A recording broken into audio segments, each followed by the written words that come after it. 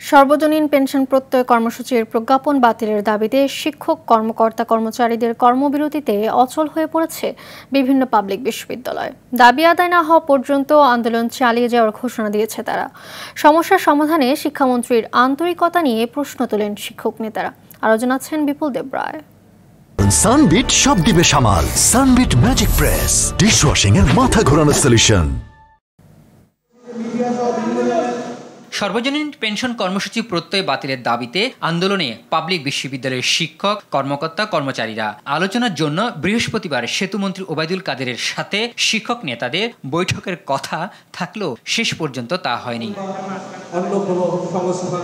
সরকারের কাছ থেকে কোনো সাড়া না পেয়ে ঢাকা বিশ্ববিদ্যালয়ের কলা বিভাগের সামনে অবস্থান নেয় শিক্ষকরা। সর্বজনীন পেনশন স্কিম প্রত্যয় পাবলিক বিশ্ববিদ্যালয়ের শিক্ষকদের উপর চাপিয়ে দিয়ে চরম বৈষম্যমূলক আচরণ করা হচ্ছে বলে অভিযোগ করেন আন্দোলনকারীরা। আমরা সহসাই আশা করছি যে এটি সমাধান হবে। জাতির অপূরণীয় ক্ষতি হচ্ছে। একটা মুহূর্ত শিক্ষা কার্যক্রম একটা দেশের বন্ধ থাকতে পারে না।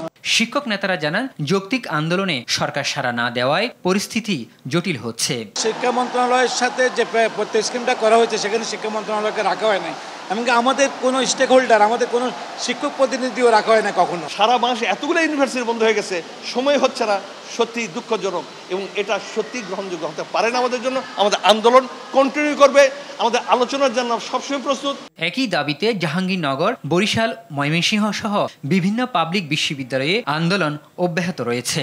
এটি আমার যেমন প্রত্যাশা। বিপুল দেবরায়, RTV, ঢাকা।